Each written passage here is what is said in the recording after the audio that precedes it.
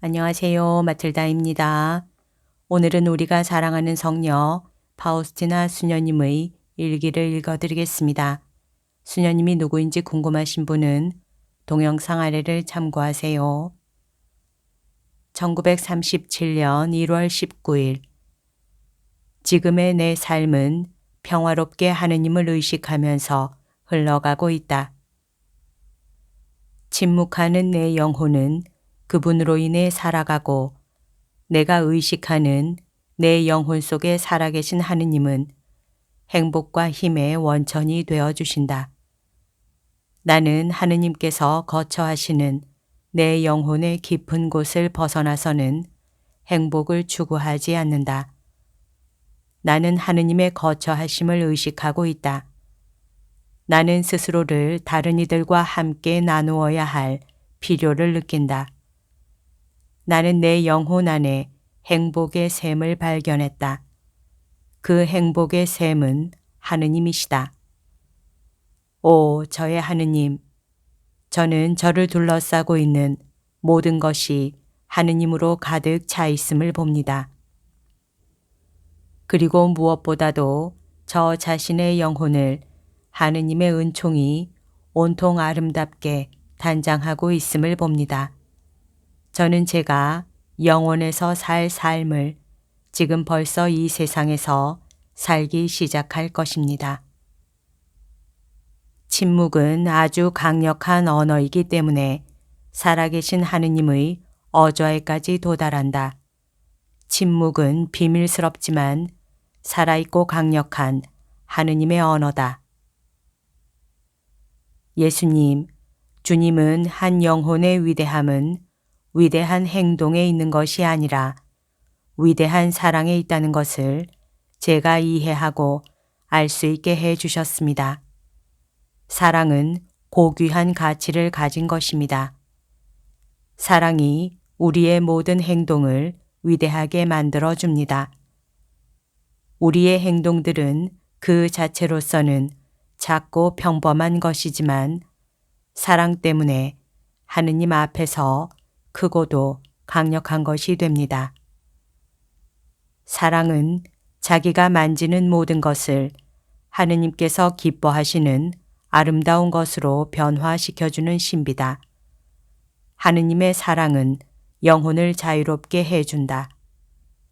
하느님께 대한 사랑은 여왕과 같아 노예와 같은 강박 대신에 모든 것을 크나큰 영혼의 자유로 이끌어준다. 그것은 영혼 안의 자리를 잡고 사는 사랑이 영혼을 인도하기 때문이다. 영혼을 둘러싸고 있는 모든 것들은 하느님만이 사랑을 받을 자격이 있다는 것을 증명해 준다.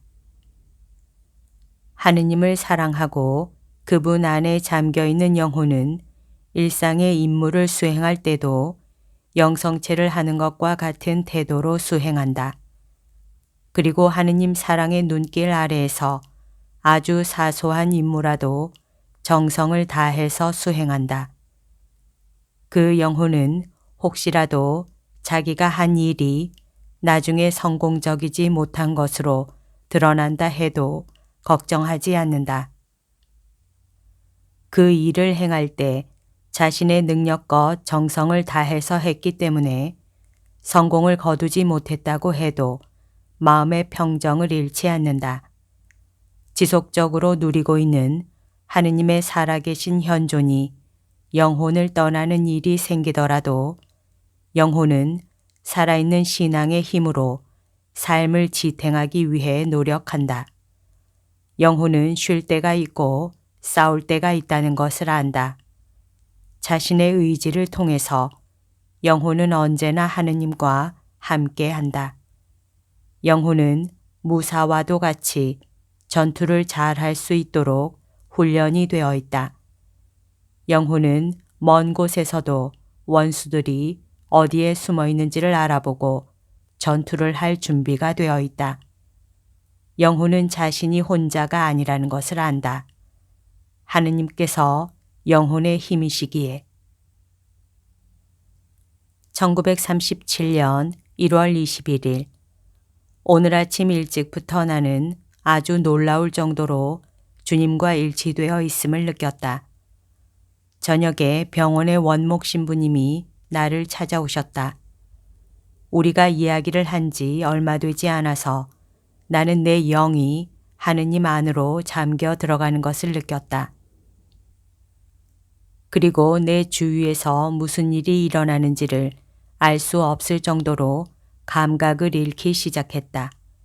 나는 열렬하게 예수님께 간청했다.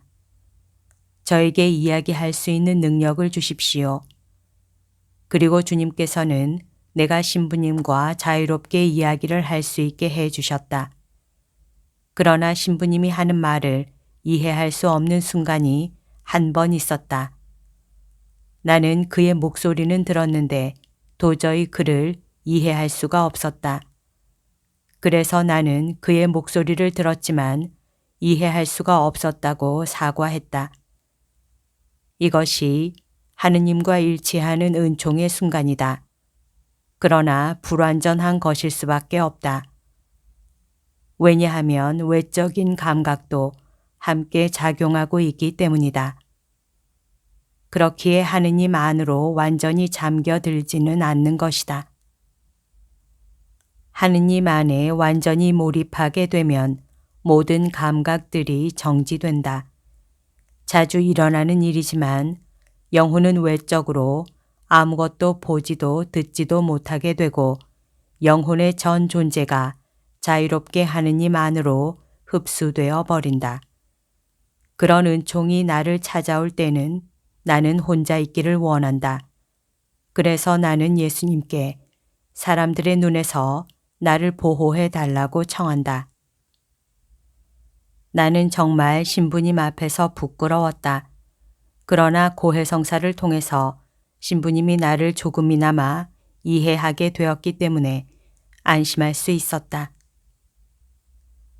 오늘 주님께서는 하느님 자비의 수도원을 나에게 영적으로 보여주셨다. 나는 그 안에 위대한 영이 계심을 보았다. 그러나 모든 것이 가난하고 빈약했다.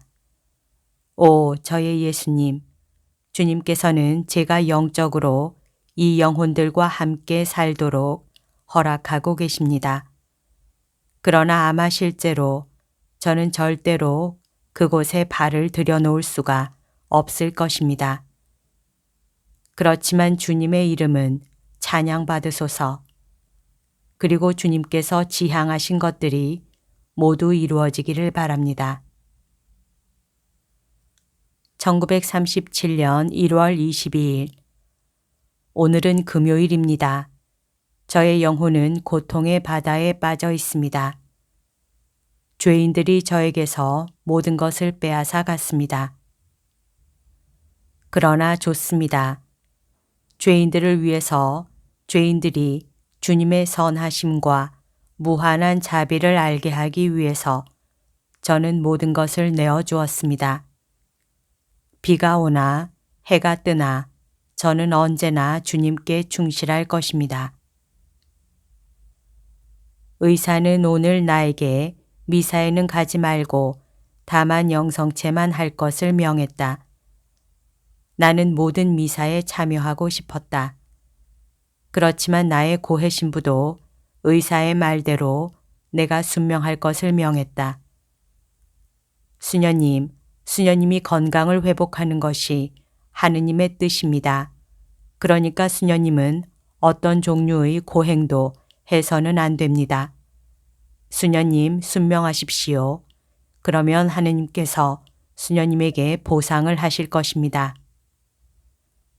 하느님께서는 종종 미사 시간 동안에 아기 예수님을 뵙는 은총을 나에게 내리시는데 거룩한 미사에 참여하지 못할 것을 생각하니 슬펐다. 그렇지만 나는 고해 신부의 말씀이 예수님의 말씀이라고 느꼈다. 그래서 나는 순명이 다른 모든 것보다도 더 중요하다고 생각했다. 나는 기도 속으로 빠져들어 보속을 바쳤다. 그때 갑자기 주님을 배웠다. 그분은 나에게 말씀하셨다. 내 딸아, 너는 오랜 시간 동안의 기도나 고행보다는 단 한 번의 순명으로 나에게 더 큰 영광을 준다는 것을 알아야 한다. 오, 순명 아래 산다는 것은 얼마나 좋은 일인가. 내가 하는 모든 일이 하느님께 기쁨이 된다는 것을 의식하면서 산다는 것은 얼마나 좋은 일인가. 여기까지가 오늘 들려드릴 내용입니다. 오늘도 하느님의 뜻 안에서 서로 사랑하는 하루 보냅시다. 사랑합니다. 축복합니다.